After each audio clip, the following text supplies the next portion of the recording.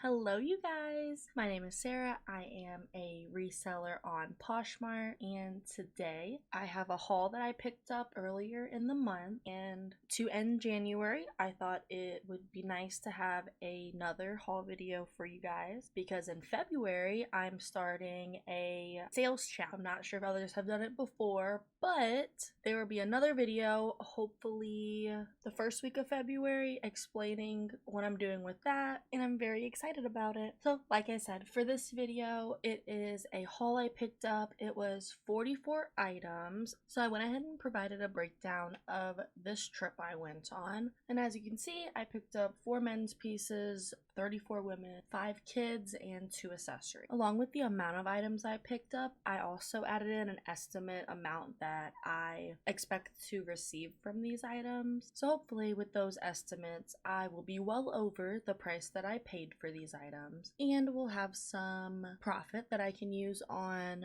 new items in the future. So if you like haul videos, make sure you give this video a thumbs up. And if you like a variety of tips and tutorials along with haul videos and the future challenge videos that I will be doing, go ahead and subscribe to my channel. I'm at 4 people and I'm very excited. I never expected even one person to subscribe to my channel, let alone the 64, 65 total views I've received. I'm very thankful that you're here watching this video. But with all that being said, let's go ahead and go to Goodwill.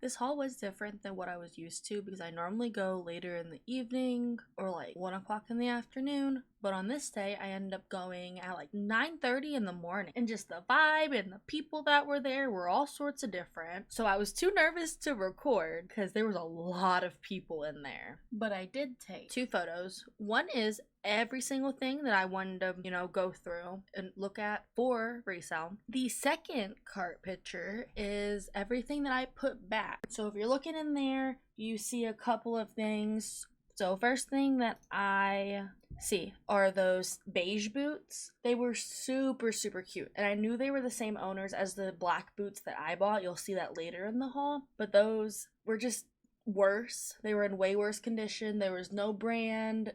The sizes, it was probably a 7.5 in women's, but without there being a size tag, stamp, mark, or anything, I wasn't going to take that chance, especially with boots because I know those fit different. So you see those purple Crocs. I don't even think they were really Crocs. They were unbranded and no size tags, which really threw me because normally I'll pick up almost any Crocs because you price it, $10, $15. Some mom's going to buy it because kids love Crocs and they tear through them like there's no tomorrow. But those I had to put back. The pink Birkenstocks on top there, they were the, not the cork, but more of the plastic type, and they were just really worn out, and I didn't see myself selling those in that condition. That bright red corset, it was super cute. The inside was cheetah, but I just didn't think it'd be a quick flip. I felt like because I had to take measurements because there wasn't a size, there's like 6 different levels of clasp and I have to measure for all of those. I didn't see a return on that, and they're just it's a very risky sell for me because I know at one point when I was younger I purchased a corset from Poshmark, and I know I thought the size fit and everything, and it didn't. So I feel like a lot of people, because corsets are popular, corsets and waist trainers, very popular, but I feel like it's a risk too many of us taken and we all been kind of burned, so I left that there as well. I also left the blue and black like hiking sandal Jesus walking shoes. They were unbranded. I just saw a pair of Keens and I just thought that was better, so I swapped out. Maybe if I didn't see the Keens, I probably would have came home with those. I found some newer Levi denim shorts. They were short shorts, and they were mid-rise, which was kind of like, and a size, like, kid 7, which was weird because At least I thought it was 5, 6, 7, and that was like toddler sizes, and then like 8 to 10 is a small. I'm like, but this is a youth 7, so it threw me off. And then this stinking cute overcoat, I watched someone throw it back, and I like ran to it, and I realized why they put it back. You can see it's missing its top button.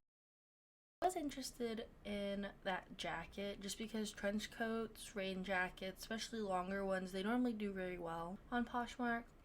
So I did a quick search. The one that I found was BCBG, the Generations portion of their line, and these are all the ones that have sold. So the $63 looks to be the highest that it's sold for. That one's a size large. But you can see the same thing in a large, also only sold for $25. So the prices are kind of in between. And the one that I found with that missing button, I don't think it would have gotten anywhere close to the $63, $45. It honestly would have probably sold for $20 and maybe even sat for longer than a year. So if you are really on the fence about getting an item, you can look at the solds and see how many have sold, and then compare that to how many that are listed currently. So on Poshmark, you would just go to available items, and you can already see there's a lot of them posted. So there was like 6 that sold, and there's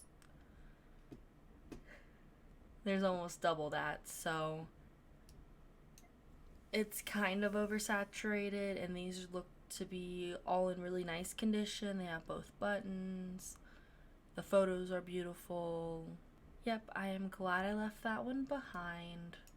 But in any other case, if it was in good condition, without looking at this information, I would have picked it up. I don't know about every Goodwill, but I've noticed that mine, if there's a good looking tub or a tote, those are very sought after. Like, it is hard to find a clean empty tote.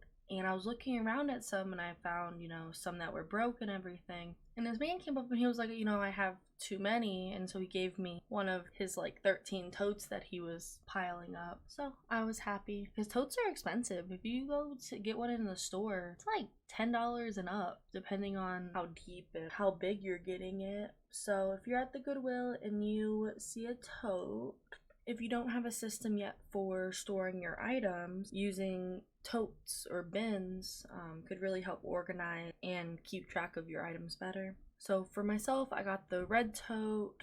The clear trash can is for Apollo. I found a lot of cool stuff, and I'm super excited to get home and wash everything and start showing you guys what I picked up for the haul. This Ohio State's tie is 100% silk, and I picked it up because it's a unique piece with all the patchwork and different colors and detailing on it. The next piece I picked up is this vintage 90s Winnie the Pooh sweatshirt. There is some staining along the front, but I thought it'd be super cool to bleach tie-dye it, which I'll let someone else do it because they can do it to their liking, but I thought that would be a really nice idea. This one is 50% cotton, 50% polyester, made in the USA, and a size men's medium. The next couple pieces I'm just going to let play through because I just picked them up because I thought they were cute or they're easy to sell. If you have any questions, leave it in the comment section below, or check them out on my Poshmark because all of these items are up and posted.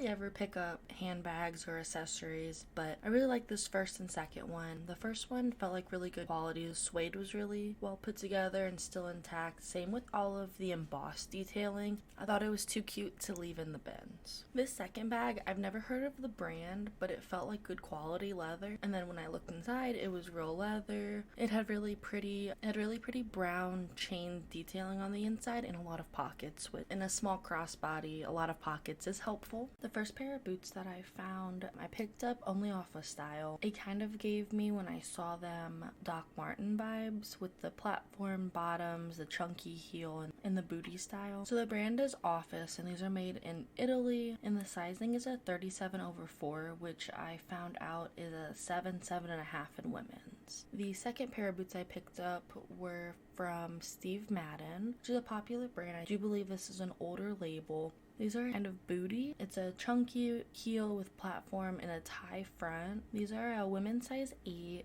and they're very in style. Honestly, if you think back a couple years when they were making Bratz, the doll, that kind of style is back in now, and I felt like these fit that description very well. They're chunky, all leather. They're super cute. This sweater is to die for. It is super cute. It's Janine Pierre, another brand I've never heard of, but I could tell the cut was very unique with the large mock turtleneck and the really large sleeves with the ribbings at the bottom. Thought this was super cute, but again, too cute to leave at the bin. With these jeans, super funny story, I have a bad habit of when I'm walking by bins, if I see something denim, I'll just grab it real quick. Doesn't matter who's around, what. For some reason, every time I see denim, I have to grab it. I did that. I didn't look through the bin at all. I was just walking by and I said, ooh, denim, and I snatched it. Then I realized what brand it was. It's Joe's Jeans. I really like picking up this brand of jeans. They hold their quality really well, and they normally last a very long time. It's a very sustainable brand. And this one's boot cut. It's the GG style in a medium wash boot cut. So yeah, they just had to come home with me. I've never picked up Club Monaco before. I have heard and seen a lot of other resellers pick it up, and I thought these slim legged slacks would do really well, especially since the material has viscose and rayon in it, so it's kind of stretchy. This one's in a size small.